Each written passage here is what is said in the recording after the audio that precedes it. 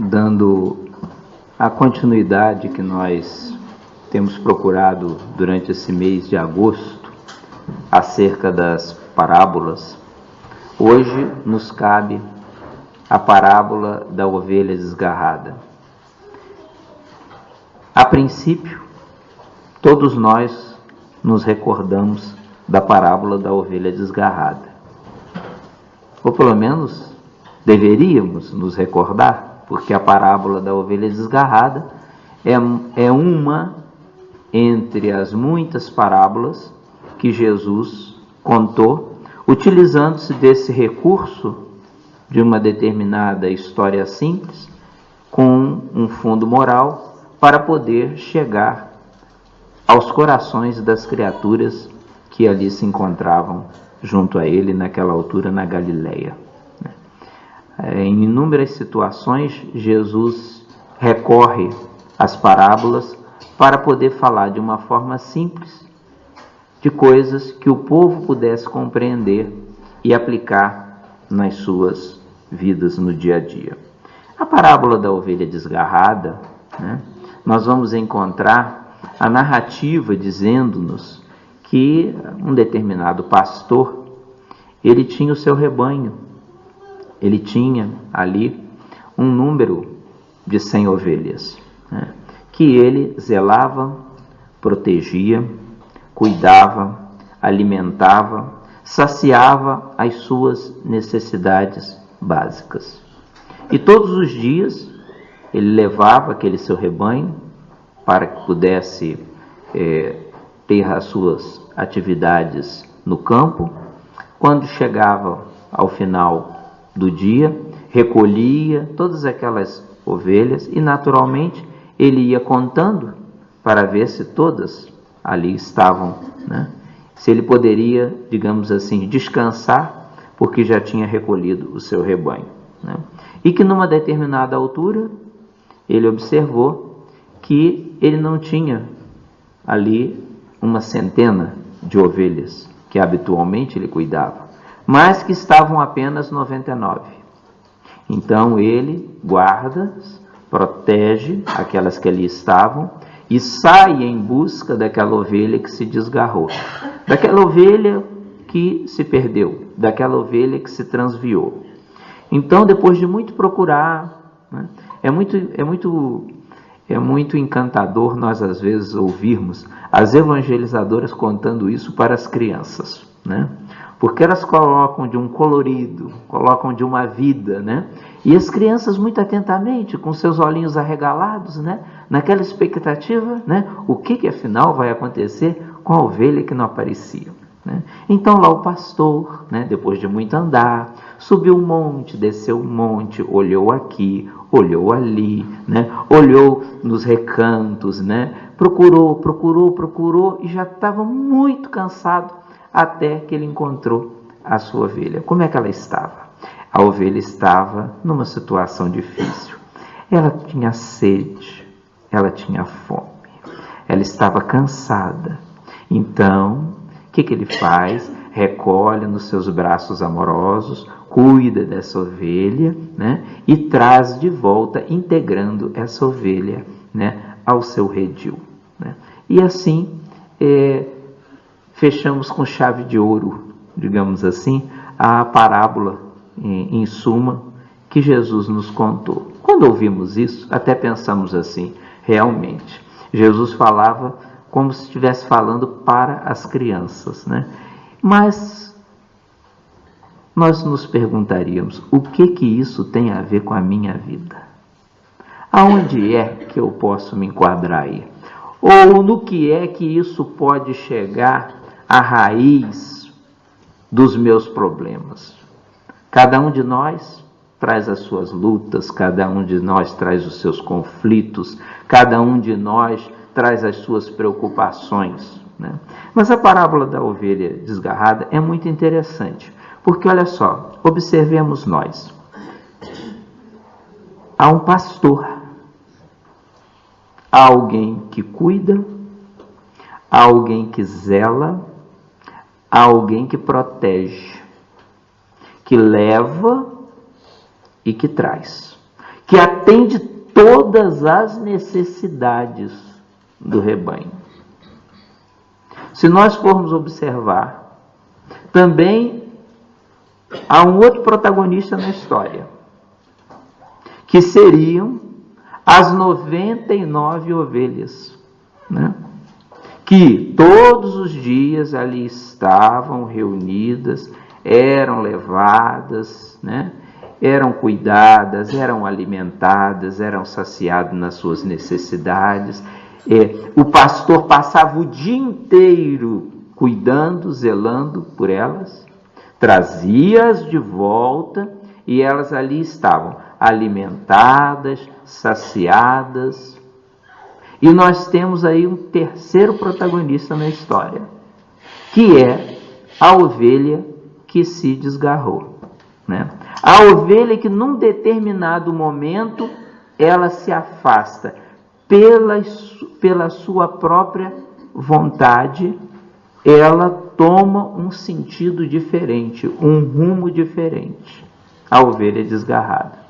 Então nós temos três protagonistas: o pastor, as ovelhas, né, muito bem comportadas, diríamos assim, né? Aquelas ovelhas eram irrepreensíveis, não davam trabalho nenhum. Será que não davam? E temos a ovelha desgarrada. Quando nós começamos a interpretar a parábola da ovelha desgarrada, né, nós, ao observarmos o pastor, imaginamos assim: bem, aquele que cuida, aquele que zela, aquele que protege, aquele que atende todas as necessidades, nós poderíamos compreender, né, como sendo esse cuidador exímio, né? Alguns dirão assim: então isso pode representar a presença de Deus na nossa vida, ou a providência divina, né? Ou o cuidado que a espiritualidade superior tem para conosco, ou a atitude do nosso anjo de guarda que nos protege, que nos cuida, que zela por nós. Poderíamos interpretar nas ovelhas que não se desgarraram, né, as ovelhas bem comportadas desse rebanho, ou as ovelhas que a princípio não davam trabalho, que eram muito certinhas, que eram muito direitinhas, né, que são, digamos assim, né, dentro da humanidade, aquelas criaturas que a princípio não dão trabalho a Deus. Não são difíceis, não são muito atormentadas, são pessoas iluminadas, são pessoas equilibradas, digamos assim, são as pessoas que nós gostaríamos de ser, se ainda não somos, né? Pacificadas. Alguém nos diz alguma coisa que a gente não gosta, a gente procura esquecer ao invés de responder, né? Alguém às vezes procura nos ofender, nos ferir, e a gente procura, né, ultrapassar aquela questão de uma forma mais serena. Seriam os filhos que não dão trabalho aos pais, ou os filhos de Deus que não dão trabalho à providência divina. A ovelha desgarrada nós poderíamos interpretar como aquela ovelha que por sua livre e espontânea vontade se afastou do rebanho, que tinha tudo, estava tudo certo, estava tudo garantido, mas num determinado momento optou por se afastar, se distanciou do caminho que deveria seguir. Então nós poderíamos dizer que a ovelha desgarrada, às vezes nós até utilizamos isso em família, né? Às vezes, quando temos um filho, um neto que tem um determinado comportamento, nós dizemos: esse aqui é a ovelha desgarrada da família. Esse daqui não puxou aos nossos, né? Os nossos são muito direitinhos, são muito certinhos, mas esse aqui, com esse comportamento, fez isso, fez aquilo. Nós, às vezes, procuramos logo ajustarmos como se fossem criaturas desgarradas daquele sentido. Como ovelha desgarrada, nós poderíamos interpretar todos aqueles que se afastam voluntariamente do caminho do bem. Quando nós ouvimos essa interpretação sumária da parábola da ovelha desgarrada, poderíamos nos perguntar assim: aonde é que eu me enquadro? Aonde é que eu estou nessa história? Será que eu sou o pastor? Será que eu sou a ovelha bem comportada? Ou será que eu sou a ovelha desgarrada?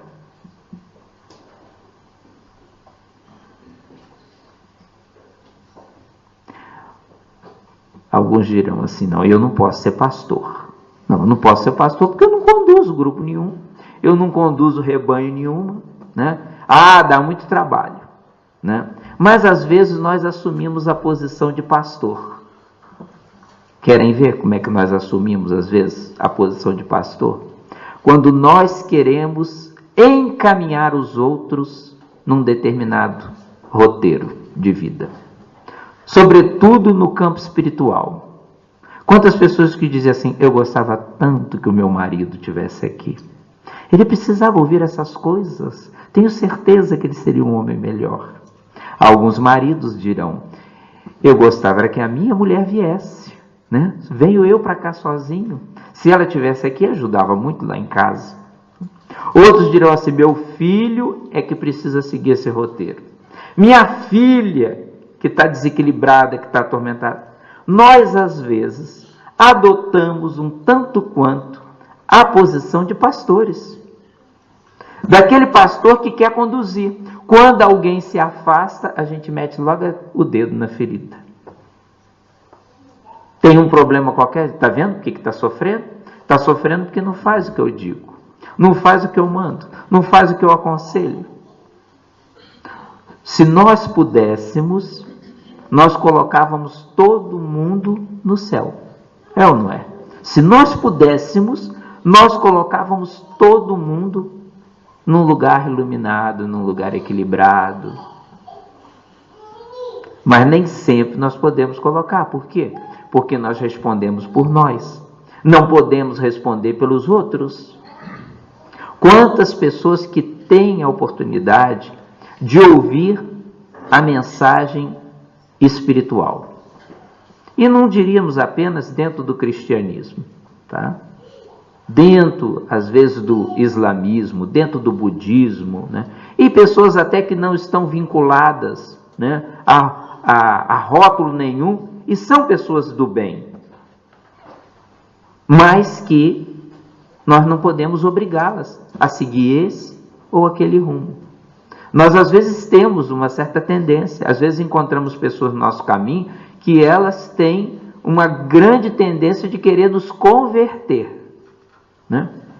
Você devia ir ao centro, porque você não vai ao centro, você tinha que ir, você devia ir. E quem diz o centro diz a igreja, porque você tinha que ir à missa, você tinha que se confessar, você tinha que fazer penitência, você devia ir à procissão, porque isso está te acontecendo. Chega uma hora que a gente não aguenta. Pudesse, botava um tampão no ouvido, né? Porque as pessoas, elas querem quase, já não é pegar pelas nossas mãos, elas querem nos carregar no colo. E a gente não leva ninguém para lugar nenhum. A gente leva, quando leva, a gente leva a gente. Se é que a gente quer ir.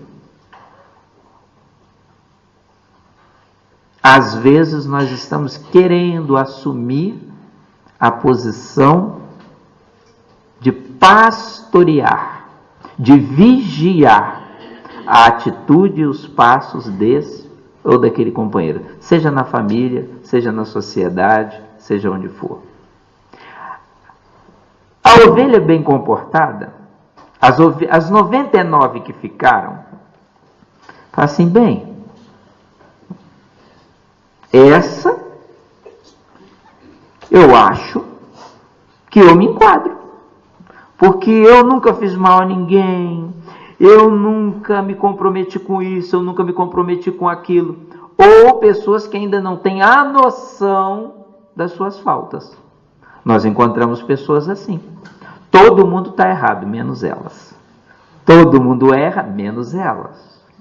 Todo mundo menos elas. Para você, não, eu sou ótimo. Ou então, nessas 99 ovelhas que ficam no redil, são aquelas pessoas que dizem que não fazem mal a ninguém, mas também não fazem o bem. Olha que coisa delicada. Segundo o Espiritismo, não fazer o bem quando pode já é um mal. São as pessoas que às vezes, como ovelha que fica ali sempre restrita, são pessoas que não se comprometem. Eu sei, eu tenho conhecimento, eu entendo e tudo, mas olha a sua atitude. Espera, tem calma. Eu ainda sou muito novo, tenho 20 anos. Eu tenho 30 anos, sou muito novo. Tenho 50 anos, ainda sou muito novo. Tem calma, eu tenho 80 anos, tem tempo. E a vida vai passando. E as oportunidades ficam. Quando observamos a atitude da ovelha que se desgarrou, nós poderíamos dizer todas as pessoas que se afastam do caminho de Deus. Todas as pessoas que se afastam do caminho do mal. Aí você diz assim, eu não tenho problema com isso, olha, eu não roubo, eu não mato, né? Eu não falo mal da vida de ninguém, eu não blasfemo, digamos assim, a gente para a ovelha desgarrada, a gente se defende de tudo quanto é maneira.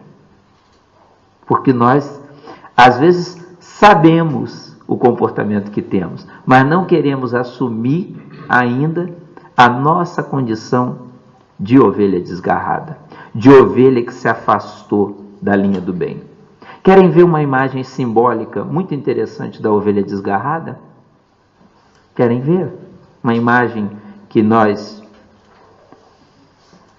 é a altura em que as pessoas sentem que se comprometeram, se endividaram, têm a consciência marcada e não estão bem consigo próprias. Há várias situações em que nós podemos nos enquadrar isso. Às vezes nós conhecemos o caminho do bem, conhecemos o caminho da luz, nós conhecemos o Evangelho, nós conhecemos o Velho Testamento, que foi até o nascimento de Jesus. Nós conhecemos o Novo Testamento, depois de Jesus. Nós conhecemos, eventualmente, a doutrina espírita.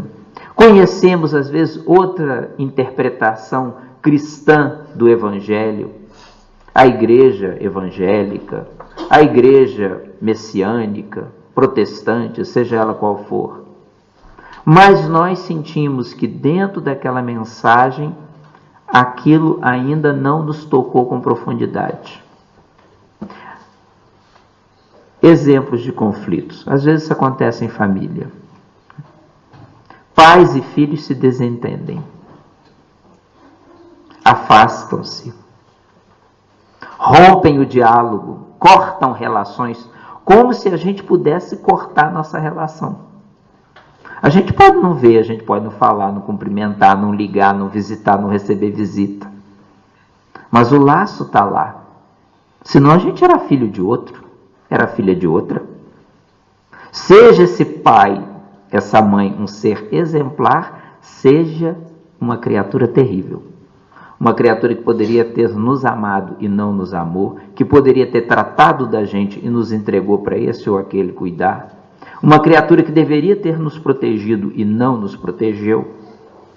Esse é o momento em que às vezes nós estamos agindo como ovelhas que estão se afastando do redil, estão se distanciando. Por quê? Mas eu tenho um familiar que é muito difícil, que é muito problemático, né? É muito complicado lidar com esse ser. Mas, mesmo assim, nós podemos procurar reduzir, às vezes, a animosidade que temos nessa relação familiar. Às vezes nós justificamos, se ele fosse assim, se ela fosse assado, se a minha mãe, se o meu pai, se o meu filho. Sempre entendemos que a mudança tem que ser no outro, quando às vezes a mudança tem que começar na gente. Às vezes nós encontramos a figura da ovelha desgarrada, do jovem, que optou na sua vida por seguir um determinado caminho no campo da viciação, que escolheu as drogas quando poderia escolher a lucidez, que escolheu a embriaguez, o álcool, quando poderia ter escolhido a serenidade. Nós às vezes encontramos na ovelha desgarrada a pessoa que está de mal com Deus, o que é uma tolice, né? A gente brigar com Deus, brigar com o nosso Pai universal. É uma ingenuidade nossa. Eu agora não rezo, eu agora não vou à missa, eu agora não leio uma página evangélica, eu agora não acredito mais nos espíritos, mas por quê? Porque eu sofri, porque aconteceu isso. Então a nossa fé era uma fé de troca. Se nos atendesse, se nos fizesse o que a gente esperava, a gente iria acreditar. Como entendemos que não nos atendeu, a gente se afasta. E quem sai perdendo é a gente. Ou a gente acha que quem sai perdendo é Deus. A ovelha desgarrada, às vezes, nós vamos observar. Eu não sei se a grande maioria, eventualmente, acreditará no inferno. Um lugar restrito ao sofrimento. Alguém aqui que acredite no inferno? Levante o braço, por favor. Nenhum. E eu vou dizer que bom. É ótimo. A simbologia, a imagem do inferno, como do purgatório, como do céu, são imagens alegóricas, que num determinado momento se utilizou para a compreensão das consequências na vida espiritual dos nossos atos morais. Se você não se portar bem e não pagar aqui o mal que fez, após a morte você vai sofrer as consequências daquilo que fez. E encontramos em outras páginas do Evangelho um lugar em que haverá choro e ranger de dentes. Não existe essa concepção de um determinado lugar específico. Alguém diz assim: você conhece Aveiro? Conheço. Já lá fui. Tem a ria, tem a praia, tem ali a Baixa, tem isso, tem aquilo. E Coimbra você conhece? Coimbra, então não, a cidade dos estudantes, conheço, tem ali, e fui aqui, e fui ali. Você imagina você ir para um lugar eternamente que você não conhece. Seria terrível. Essa ideia, essa percepção de que as criaturas que sofrem, ou após a morte, né, a alma, os espíritos, estariam destinados a um determinado lugar específico, isso é uma condição íntima. Céu, inferno, purgatório é uma questão de consciência. Hoje, há pessoas que estão na consciência de inferno. Estão prejudicando os outros, estão perseguindo, estão maldizendo, estão incriminando, estão pregando, prestando falso testemunho, estão roubando, estão subornando, estão consciência de inferno. Mesmo que ninguém saiba. A questão da consciência é que a gente sabe. E se a gente sabe, ninguém precisa saber. Na terra ou no mundo espiritual, a gente leva a consciência do que fez. E a morte não apaga isso. Sepultado ou cremado, não apaga. Paz, alegria, bem-estar, carinho, afetividade, amor, consciência de céu. Há muita gente que está no céu, está em paz. Ah, mas eu não preciso estar rezando de olho fechado, né? Com pensamento concentrado. Você também pode estar no céu orando. Mas você também pode estar no céu quando lava, quando passa, quando cozinha, quando acalenta uma criança, quando visita um doente, quando atende uma criatura necessitada, quando acalma uma pessoa exaltada. E muitas vezes dizem, bem, mas a grande maioria das pessoas nem é o céu nem o inferno, é o purgatório, né? Na expectativa de que vão rezar pela gente para a gente saltar para o céu, né? Segundo a visão alegórica. O que é o purgatório? Purgar é expiar. Há muita gente que está aqui no purgatório, está expiando. Tem uma doença difícil. Foi operada 1, 5, 7, 10 vezes. Tem que tomar comprimido de manhã, na hora do almoço, à tarde, à noite. Tem que fazer exames periódicos a cada 2, 3 meses. Tem consultas quase todas as semanas. Processo expiatório. Está purgando. Está expiando. Purgatório, expiação. Olha aí a dor da saudade. Eu tenho tanta saudade do meu marido, tenho tanta saudade da minha esposa. Partiu precocemente, foi um acidente. Eu não consigo compreender. Eu tenho uma saudade, já se passaram 10 anos, como se fosse ontem.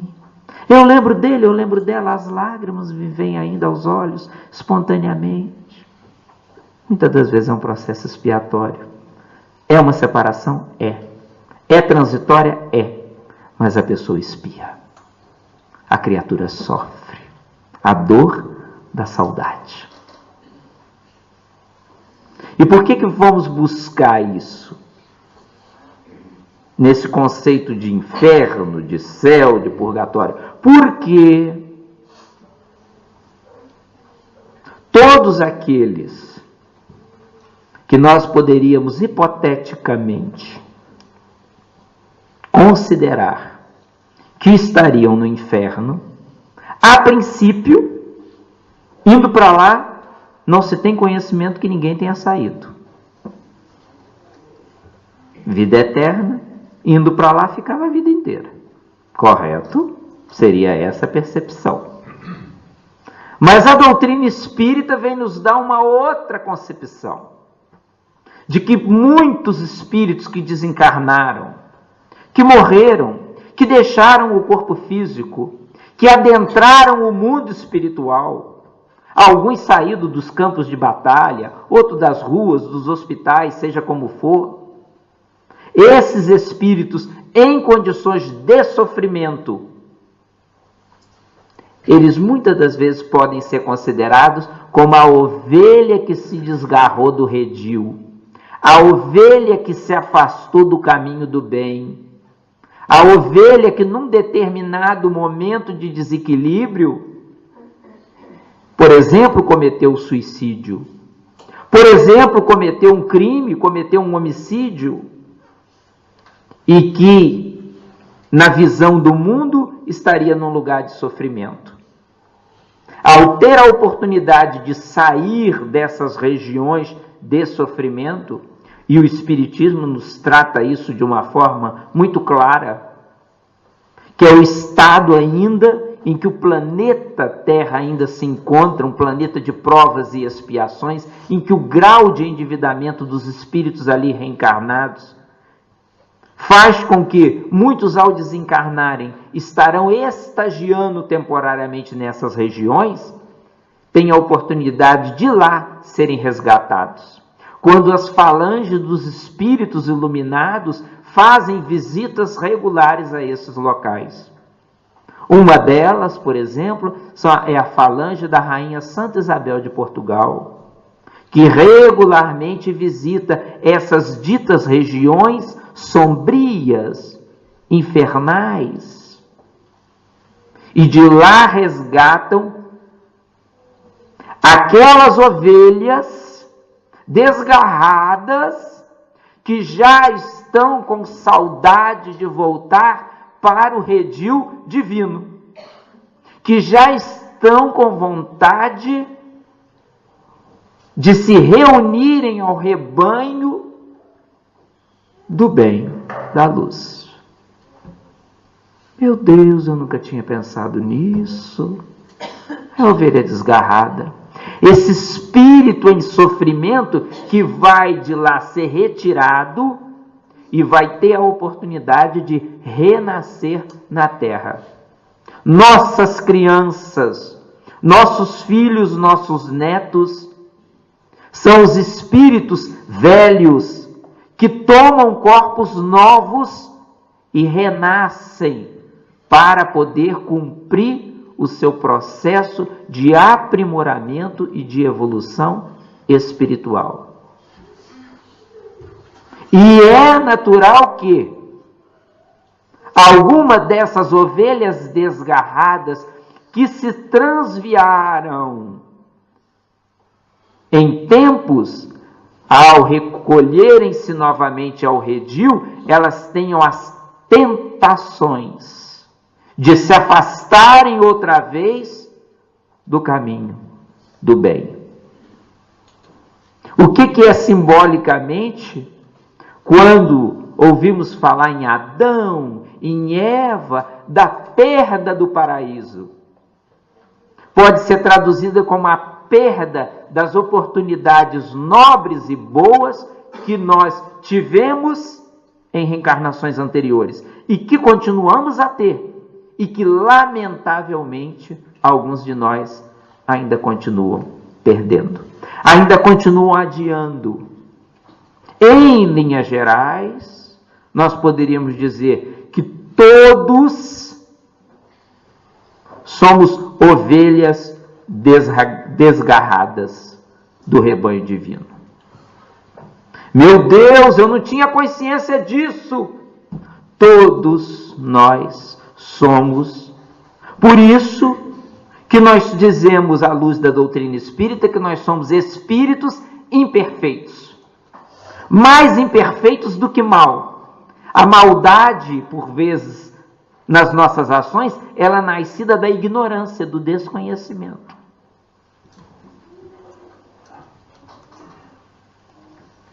Então nós somos essa ovelha. Voltando ao início da nossa recordação da parábola, nós poderíamos dizer que quando fomos criados simples e ignorantes pela providência divina, nós fomos criados para a luz, para a perfeição, para o bem e para a paz. Pelo nosso livre-arbítrio,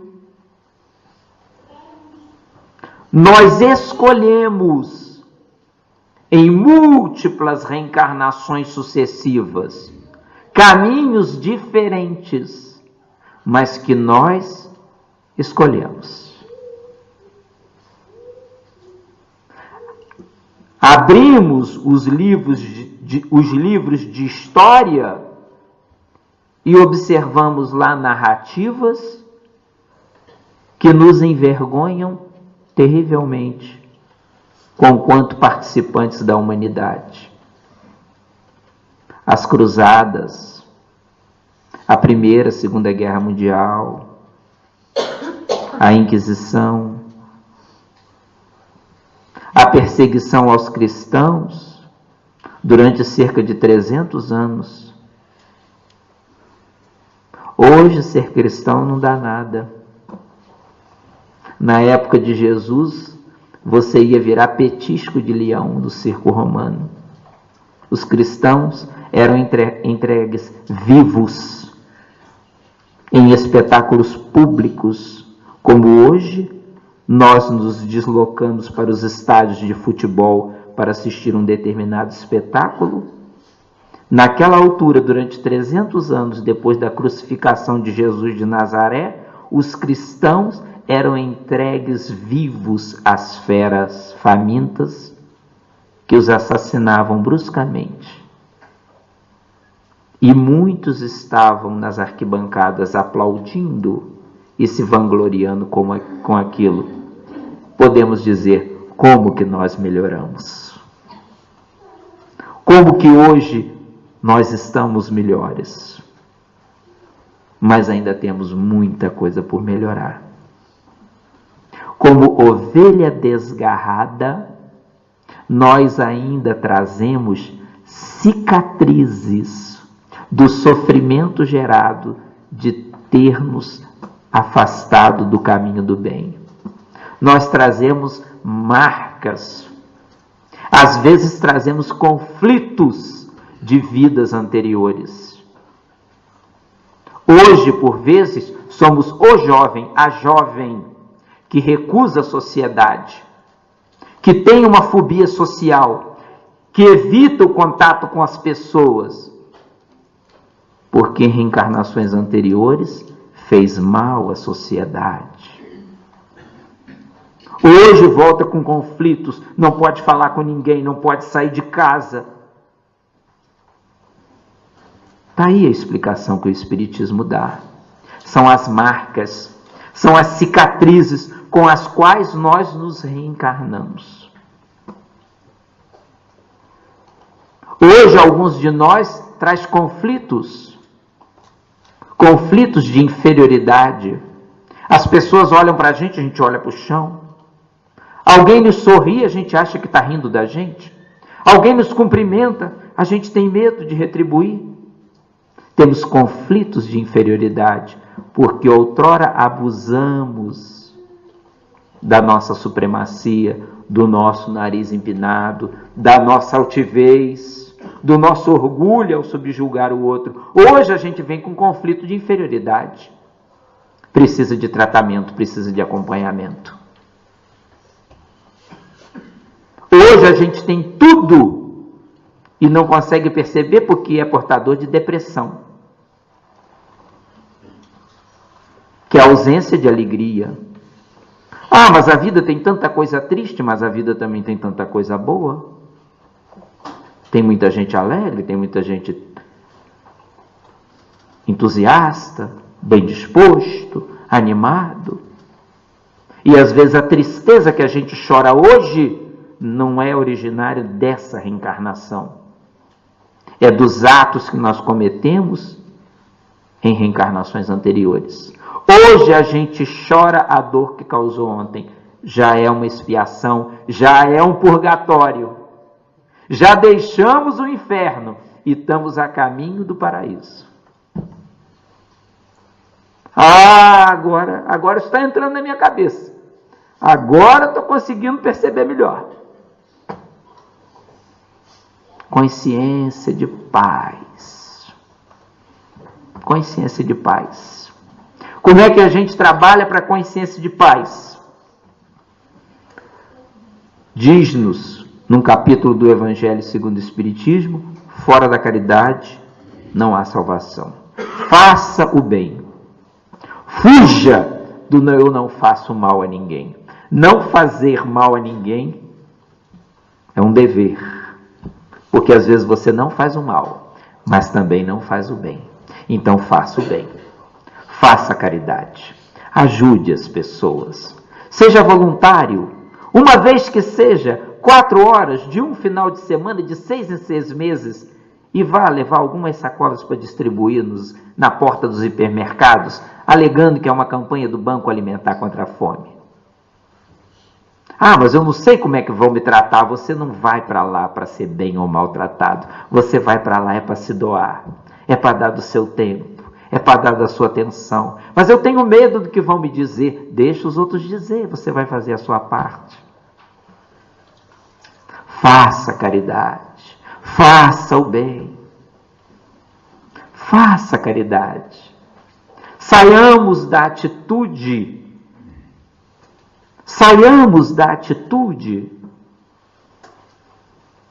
de ovelha submissa, que quando pode fazer o bem não está fazendo. Saiamos da atitude de queremos ser pastores, vigilantes, fiscais da vida alheia. Mamãe, você devia ir. Papai, isso era bom para você. Meu filho, você devia. E façamos nós. E tomemos essa atitude honesta de ovelha desgarrada, que está se comprometendo cada vez mais com a sua consciência, libertando-se de um passado doloroso e construindo um hoje e um amanhã mais feliz. Muita gente hoje está programando reencarnações maravilhosas futuras. Já hoje, já nessa reencarnação, já está recolhendo muita coisa boa. Somos a ovelha desgarrada. Vamos nos acolher na providência divina, na proteção do Pai. Como que Jesus falava de coisas tão profundas, que 19 séculos depois a doutrina espírita veio nos esclarecer e trazer mais luzes para que a gente pudesse tomar esse caminho de redenção que todos nós estamos fadados. Nós estamos fadados à felicidade, à alegria e à paz, com toda certeza. Que Jesus nos abençoe, nos ampare e vamos fazer a nossa prece final.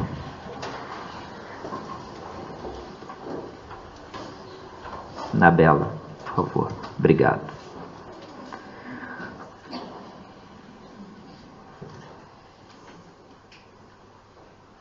Em nossa oração, nós hoje todos iremos nos apresentar como a ovelha que está voltando ao redil divino, como a ovelha que, afastada pelas suas próprias opções, distanciou-se do caminho da esperança, do caminho da paz. Ah, Senhor Jesus, nós que aqui te encontramos nessa noite, queremos te agradecer, Senhor, o dia que se foi, a noite que nos envolve, as estrelas já acesas na dimensão celeste, a madrugada que certamente virá. Queremos te agradecer, Senhor, o pão, o teto e o lar, o trabalho, os amigos, a família, a sensação de bem-estar traduzida como saúde e a oportunidade de enriquecimento da nossa consciência, a fim de podermos trabalhar mais e mais em prol do bem na terra. Ah, Senhor Jesus, como ainda nos custa ter nos distanciado outrora desse caminho redentor que, junto ao teu rebanho, nos permite estar harmonizados com a luz, pois que nada nos falta, uma vez que o Senhor é o nosso pastor. Ah, querido amigo Jesus, nós queremos te agradecer a consciência de inferno da qual nos libertamos, o caminho purgatorial que atravessamos diante das expiações, que são várias, que são inúmeras, a doença que nos mutila, a enfermidade que nos pede paciência, a dor que nos causa, o desalinho mental de um ser amado, a distância afetiva de quem caminha conosco na estrada da existência, as dificuldades no plano laboral, profissional, e também, Senhor, as lutas que atravessamos nos conflitos íntimos que não são pequenos. Ah, Senhor Jesus, a caminho da consciência celeste, da nossa consciência de paraíso que tanto buscamos, vem saciar em nós, doce amigo, no rol das nossas lutas, a oportunidade de te servirmos em várias frentes. Ajuda-nos, querido amigo Jesus, a sermos melhores do que aquilo que julgamos que já somos. Auxilia-nos a identificar em nós as pequenas e as grandes imperfeições. Ampara-nos, Senhor, a desculparmos, a esquecermos e a perdoarmos aqueles que nos ferem, aqueles que nos ofendem e aqueles que nós argumentamos que ainda não conseguimos perdoar. Doce Jesus, não podemos esquecer de Ti em momento nenhum. Como ovelha desgarrada, querido amigo Jesus, nós te suplicamos e pedimos que nos traga de volta outra vez, pelo nosso merecimento e pela misericórdia infinita do Pai, que nos traga outra vez de volta ao teu rebanho iluminado. Fica conosco nessa noite. Dá-nos a tua sensação, a tua percepção de presença, que sempre nos faz companhia de noite e de dia. Deixa-nos, Senhor, uma vez mais suplicar-te, fica conosco, doce amigo, hoje e sempre, fica conosco, ó Senhor.